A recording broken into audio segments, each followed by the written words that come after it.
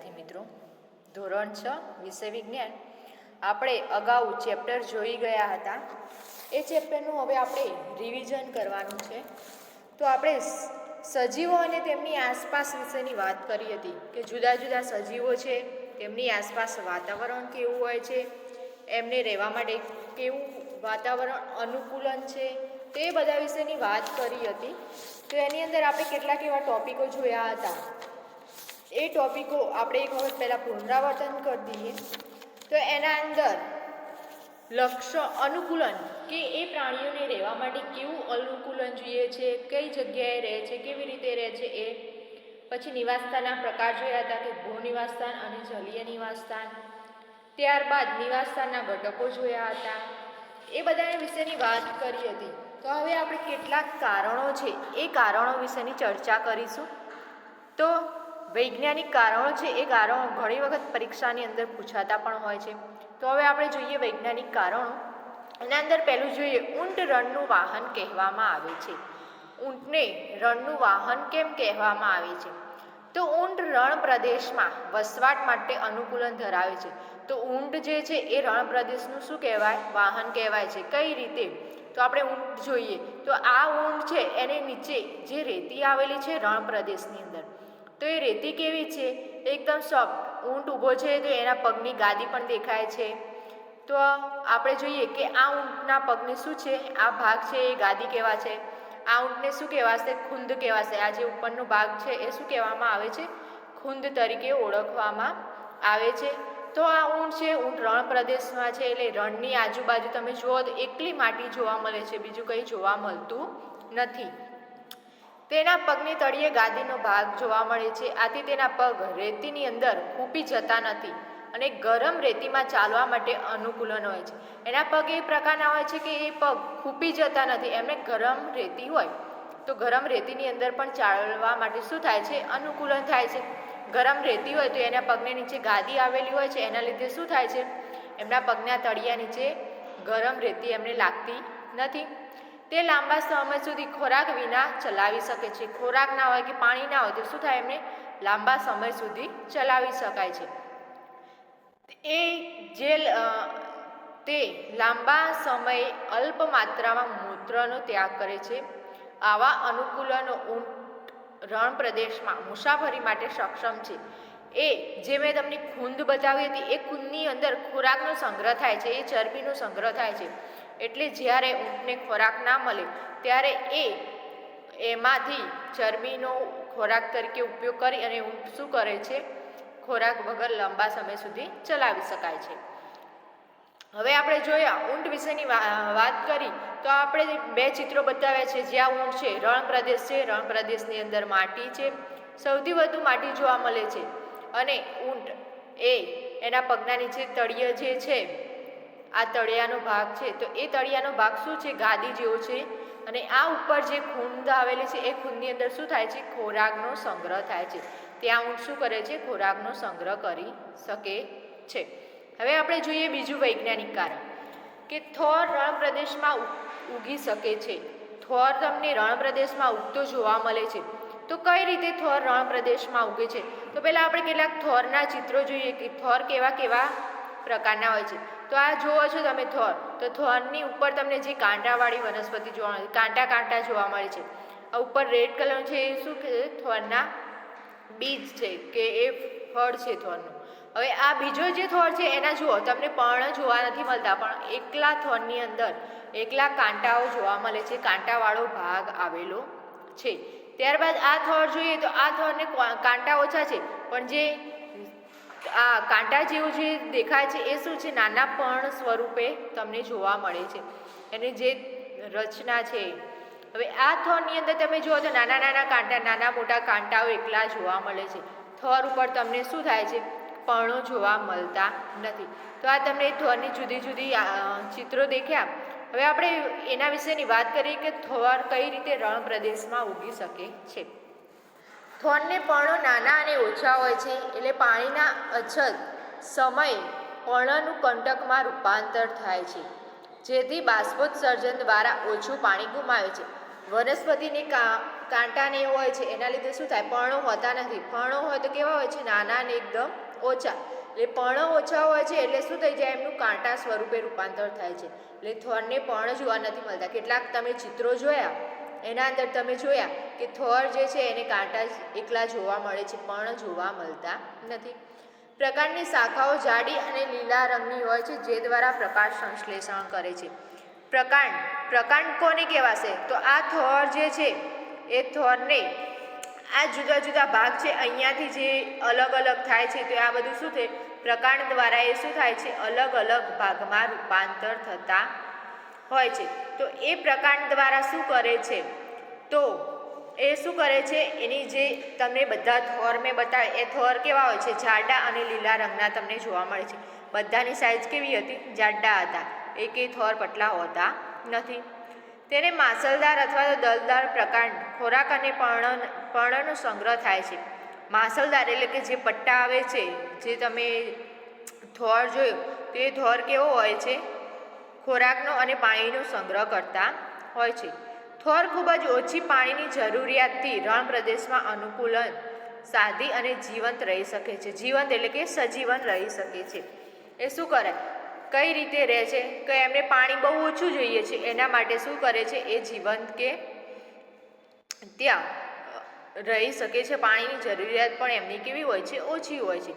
હવે જોઈએ ત્રીજું કારણ કે આંબાના વૃક્ષ એક સ્થળેથી બીજા સ્થળે જઈ શકતા નથી, છતાં તે સજીવ કહેવામાં આવે છે. કેમ કે આંબાનું જે ઝાડ છે એ એક સ્થળેથી બીજા સ્થળે જઈ શકતું નથી, કારણ કે એ શું છે, વૃક્ષ છે, એટલે વૃક્ષને એક સ્થળેથી બીજા સ્થળે જઈ શકાતું નથી. પરંતુ એ આંબાનું જે ઝાડ છે, એ આંબાનું ઝાડ શું થાય, સજીવના અન્ય લક્ષણો ધરાવે છે. આંબાનો જે ઝાડ છે એ સજીવોના ઘણા બધા એવા લક્ષણો ધરાવે છે. જે વૃક્ષ છે એ શું કરે છે, શ્વસન કરે છે, ખોરાક લે છે, સંવેદના અનુભવે છે, વૃદ્ધિ પામે છે, પ્રજનન કરે છે, અને આ બધા જે લક્ષણો છે એ શું થાય, સજીવોના લક્ષણો કહેવામાં આવે છે. શ્વસન કરવું એટલે કે શું, વનસ્પતિ તમે નાનો છોડવા આવ્યો હોય તો ધીમે ધીમે શું થાય છે, મોટો છોડમાં રૂપાંતર થતું હોય છે. ખોરાક લે છે એટલે કે આપણે જે ખાતરને નાખીએ છીએ એ શું કરે છે, ખોરાક લે છે. પછી વૃદ્ધિ પામે છે એટલે નાનામાંથી મોટો થાય છે, અને પ્રજનન કરે છે એટલે કે એના જેવો બીજો સજીવ ઉત્પન્ન કરે છે. તમે એક ઝાડ વાવ્યું છે અને ધીમે પછી એવું ને એવું બીજું ઝાડ વાવશો તો શું થશે, એના એ વૃક્ષ થાય છે. તો આંબાનો તમે ગોટલો વાવો છો તો ગોટલામાંથી શું થાય છે, એવો ને એવો બીજો એક આંબો ઉગેલો જોવા મળે છે. તેથી શું કહેવાશે, આંબાના વૃક્ષને સજીવ કહેવામાં આવે છે. હવે ચોથું જોઈએ કે વિમાન આકાશમાં ઉડે છે અને ખોરાક તરીકે પેટ્રોલ પીએ છે, છતાં વિમાન નિર્જીવ કેમ કહેવાય. વિમાનને નિર્જીવ કેમ કહેવામાં છે, તો આપણે પહેલાં વિમાન જોઈએ કે વિમાન કેવું છે. તો આ વિમાનનું ચિત્ર છે, વિમાન આકાશમાં છે. તો વિમાનની અંદર તમે જોઈ શકો છો કે કઈ રીતે વિમાન છે એ આકાશમાં કઈ રીતે ઉડે છે. તો હવે એના વિશેની વાત કરીએ તો વિમાન આકાશમાં પોતાના જાતે ઉડતું નથી, આપણે એને ઉડાડવું પડે છે. પોતાની જાતે વિમાન આકાશમાં ઉડી શકતું નથી. પરંતુ વિમાન ચાલક એટલે કે વિમાનની અંદર જે વ્યક્તિ બેઠેલો હોય છે શું કરે છે, વિમાનને આકાશમાં ઉડવા માટે શું કરે છે, એના અંદર જે આવે છે એ શું કરે છે, બધા ચાલુ કરે છે. પરંતુ વિમાન ચાલક દ્વારા તેને આકાશમાં ઉડાડવામાં આવે છે. તે પોતે જાતે ખોરાક તરીકે પેટ્રોલ પીતું નથી. આપણે વિમાનની અંદર શું કરીએ, પેટ્રોલ ભરવું પડે છે તો જ વિમાન ચાલી શકે છે. પરંતુ પેટ્રોલ ભરવામાં આવે છે. તે સજીવના અન્ય લક્ષણો ન ગણાય. વળી વિમાન શ્વસન કરતું નથી, વૃદ્ધિ પામતું નથી, પ્રજનન કરતું નથી. તેથી વિમાન કેવું કહેવાશે, નિર્જીવ. કારણ કે વિમાનને કોઈ વસ્તુની જરૂર પડતી નથી, એ શ્વસન કરતું નથી, એટલે શ્વાસ લઈ શકતું નથી. એના જેવું બીજું જ વિમાન જાતે પેદા થતું નથી. તો આપણે જોયા કેટલાક વૈજ્ઞાનિક કારણો જોયા. તો આ વૈજ્ઞાનિક કારણો એ તમારે બધા વૈજ્ઞાનિક કારણો તૈયાર કરવાના રહેશે. હવે આપણે આગળ જોઈએ કે તફાવત તમને પરીક્ષાની અંદર પૂછાય કે તફાવત આપો, કોઈ પણ વસ્તુ આપેલી તો એનો તફાવત આપો. તો આપણે પહેલું જોઈએ કે વનસ્પતિ અને પ્રાણી એ બંને વચ્ચે શું તફાવત રહેલો છે. વનસ્પતિ કઈ રીતે અને પ્રાણી કઈ રીતે એ તફાવત લખવાનો છે. એમાં આપણે પહેલો તફાવત જોઈએ કે વનસ્પતિ અને પ્રાણી. તો વનસ્પતિ એક સ્થળેથી બીજા સ્થળે જઈ શકતું નથી, જ્યારે પ્રાણી એક સ્થળેથી બીજા સ્થળે જઈ શકે છે. પ્રાણી એટલે કે કોઈ પ્રાણીની વાત કરીએ કે કૂતરો છે, બિલાડી છે, ગાય, તો એ એક સ્થળેથી બીજા સ્થળે જવું હોય તો જાતે જઈ શકે, જ્યારે વનસ્પતિ જઈ શકતી નથી. પછી સૂર્યપ્રકાશની હાજરીમાં પ્રકાશ સંશ્લેષણ કરે છે. વનસ્પતિ જાતે શું કરશે? સૂર્યપ્રકાશની હાજરીમાં પ્રકાશ સંશ્લેષણ કરશે. એ શું કરશે? પોતાનો ખોરાક જાતે બનાવવા માટે કરશે, જ્યારે પ્રાણીઓ પોતાનો ખોરાક જાતે બનાવી શકતા નથી. એટલે શું કરશે? પ્રકાશ સંશ્લેષણની ક્રિયા કરતું નથી. હવે જોઈએ શ્વસન અને પ્રકાશ સંશ્લેષણ. બીજો છે તફાવત શ્વસન અને પ્રકાશ સંશ્લેષણ. આ ક્રિયા વનસ્પતિઓમાં અને પ્રાણીઓ બંનેમાં થતી હોય છે. આ ક્રિયા ફક્ત લીલી વનસ્પતિ સૂર્યપ્રકાશની હાજરીમાં જ કરતી હોય. પ્રકાશ સંશ્લેષણની ક્રિયા કોણ કરશે? તો લીલી વનસ્પતિઓ છે એ સૂર્યપ્રકાશની હાજરીમાં જ પ્રકાશ સંશ્લેષણની ક્રિયા કરતું હોય છે. શ્વસન ક્રિયામાં ઓક્સિજન વાયુનો ઉપયોગ થાય છે અને કાર્બન ડાયોક્સાઇડ વાયુ મુક્ત થાય છે. જ્યારે આપણે શ્વાસ લઈએ છીએ ત્યારે આપણે શું કરીએ છીએ? ઓક્સિજન વાયુ લઈએ છીએ અને કાર્બન ડાયોક્સાઇડ વાયુ બહાર નીકાળીએ છીએ. જ્યારે પ્રકાશ સંશ્લેષણની અંદર કેવું છે કે કાર્બન ડાયોક્સાઇડ વાયુનો ઉપયોગ થાય છે અને ઓક્સિજન વાયુ મુક્ત થાય છે. એટલે પ્રકાશ સંશ્લેષણની ક્રિયામાં શું થાય કે વનસ્પતિ કાર્બન ડાયોક્સાઇડ વાયુ ઉપયોગ કરશે ખોરાક બનાવવા, અને ઓક્સિજન વાયુ શું કરે છે? બહાર નીકાળે છે. હવે જોઈએ આગળ. ત્રીજો છે કે રણમાં ઉગતી વનસ્પતિ અને પાણીમાં ઉગતી વનસ્પતિ. એ બે વચ્ચે શું તફાવત છે? રણમાં કઈ વનસ્પતિ ઉગે છે, પાણીમાં કઈ વનસ્પતિ ઉગે છે, તો એની વાત કરવાની છે. તો રણમાં ઉગતી વનસ્પતિના પણ કેવા હોય છે? નાના અને ઓછા, કે બહુ નહિવત જોવા મળે છે, ઓછા જોવા મળે છે. જ્યારે પાણીમાં ઉગતી વનસ્પતિના પર્ણો કેવા હોય છે? મોટા અને પોલા પણ દંડવાળા હોય છે. મોટા અને પોલા એટલે કે તમે વનસ્પતિ જે જોઈ છે કે પાણીની અંદર કેવી વનસ્પતિ હોય છે, અને તો તમે તળાવની અંદર જોયા હશે કમળને ખીલેલા, તો એના પર્ણ કેવા હોય છે? મોટા મોટા હોય છે. તેમાં મૂળ પાણી મેળવવા ખૂબ ઊંડે સુધી ફેલાયેલા હોય છે. રણમાં જે વનસ્પતિ ઉગે છે એના મૂળ કેવા હોય છે? જમીનની અંદર છેક ઊંડે સુધી મૂળ ફેલાયેલા હોય છે. જ્યારે પાણીની અંદર ઉગતી વનસ્પતિના મૂળ કેવા હોય? માટીમાં ચોંટેલા હોય છે, અને કેટલીક વનસ્પતિના મૂળ પાણીની અંદર આપણને કેવા મળે છે? તરતા જોવા મળતા હોય છે. હવે જોઈએ સજીવ અને નિર્જીવ. એ બંને વચ્ચે શું તફાવત છે? સજીવ કોને કહેવાશે અને નિર્જીવ કોને કહેવાશે? તો સજીવ ખોરાક લે છે, જ્યારે નિર્જીવ ખોરાક લઈ શકતું નથી. સજીવ શ્વસન કરે છે, નિર્જીવ શ્વસન કરી શકતું નથી. સજીવ હલનચલન કે પ્રચલન કરે છે, જ્યારે નિર્જીવ વસ્તુ હોય એ હલનચલન કે પ્રચલન કરી શકતી નથી. સજીવ વૃદ્ધિ અને વિકાસ પામે છે, નિર્જીવ વસ્તુ વૃદ્ધિ અને વિકાસ પામતી નથી. તે ઉત્તેજનાનો પ્રતિચાર આપે છે, ઉત્તેજનાનો પ્રતિચાર આપતું નથી. તે પોતાના જેવો બીજો જ સજીવ ઉત્પન્ન કરે છે, જ્યારે નિર્જીવ વસ્તુ પોતાના જેવો બીજો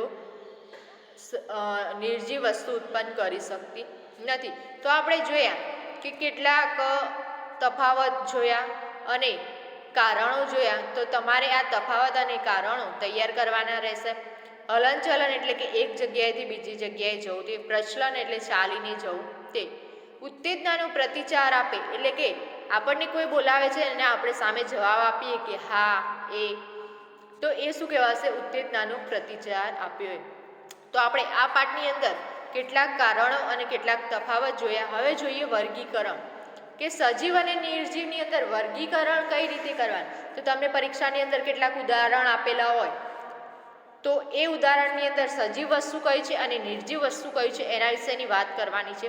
તો આપણે જોઈએ ખડક છે, બિલાડી, તુલસીનો છોડ છે, બસ છે, પતંગિયું, સાયકલ, રેડિયો છે, ઊંઘતો કૂતરો છે, કબૂતર, ટેલિફોન છે, સિંહ, અંકુર પામેલું વાલનું બીજ, ત્યારબાદ માખી છે, પતંગ છે, અળસિયું છે, સ્કૂટર છે.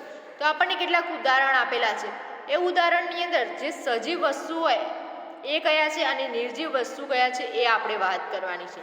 તો હવે જોઈએ સજીવ વસ્તુ કઈ છે. તો સજીવ વસ્તુ પર આપણે લીટી કરીશું નહીં, જ્યારે નિર્જીવ વસ્તુ પર શું કરીશું? લીટી કરીશું. તો આપણે પહેલું જોઈએ કે ખડક. ખડક શું આવશે? નિર્જીવ વસ્તુ. તો ખડક કેવી આવશે? નિર્જીવ વસ્તુ. ત્યારબાદ બિલાડી. તો બિલાડી શું આવશે? સજીવ, કે બિલાડી એક જગ્યાએથી બીજી જગ્યાએ જાય, ખોરાક લે છે, એ બધું. તુલસીનો છોડ, તો તુલસીનો છોડ પણ કેવો આવશે? સજીવ, કે નાનો હોય તો મોટો થાય છે, ખોરાક લે છે, બધું. બસ કેવા આવશે? નિર્જીવ વસ્તુ, કે તે એક જગ્યાએથી બીજી જગ્યાએ જાતે જઈ શકતી નથી, જાતે ખાઈ શકતી નથી, વૃદ્ધિ પામી શકતી નથી, એટલે કેવા હશે? નિર્જીવ. પતંગિયું, તો પતંગિયું શું આવશે? એક જગ્યાએથી બીજી જગ્યાએ ઉડી શકશે, ખોરાક લેશે, એવું. ત્યારબાદ સાયકલ, તો સાયકલ શેમાં આવશે? નિર્જીવ વસ્તુમાં, કે એક જગ્યાએથી બીજી જગ્યાએ જાતે ના જઈ શકે, ખોરાક ના લઈ શકે. પછી રેડિયો, પણ રેડિયો શેમાં આવશે? એ પણ નિર્જીવ વસ્તુની અંદર આવશે. ઊંઘતો કૂતરો, એ પણ શેમાં આવશે? સજીવમાં. કબૂતર પણ શેમાં આવશે? સજીવમાં. ટેલિફોન શેમાં આવશે? નિર્જીવ વસ્તુની અંદર. સિંહ, તો સિંહ શેમાં આવશે? સજીવ વસ્તુની અંદર. અંકુર પામેલું વાલનું બીજ, અંકુર પામેલું એટલે કે નાનું થોડું ઉગેલું હોય એ વાલનું બીજ પણ શેમાં આવશે? સજીવની અંદર. માખી પણ શેમાં આવશે? સજીવની અંદર. પતંગ શેમાં આવશે? નિર્જીવ, કે એક જગ્યાએથી બીજી જગ્યાએ જાતે ના જઈ શકે, જાતે કોઈ ક્રિયા ના કરી શકે, એટલે. અળસિયું, તો અળસિયું શેમાં આવશે? સજીવ આવશે, કે જમીન પોચી બનાવે છે, એક જગ્યાએથી બીજી જગ્યાએ જાય, ખોરાક લે છે, એટલે એ શેમાં આવશે? સજીવ. સ્કૂટર શેમાં આવશે? નિર્જીવની અંદર, કે સ્કૂટર જાતે ચાલી શકતું નથી એને. તો આપણે કેટલાક કારણો જોયા, કેટલાક ઉદાહરણો જોયા, તો આ વિષયની આપણે વાત કરી. હવે આગળના વિડીયોની અંદર આપણે થોડાક બીજા પ્રશ્નોની ચર્ચા કરીશું. Thank you.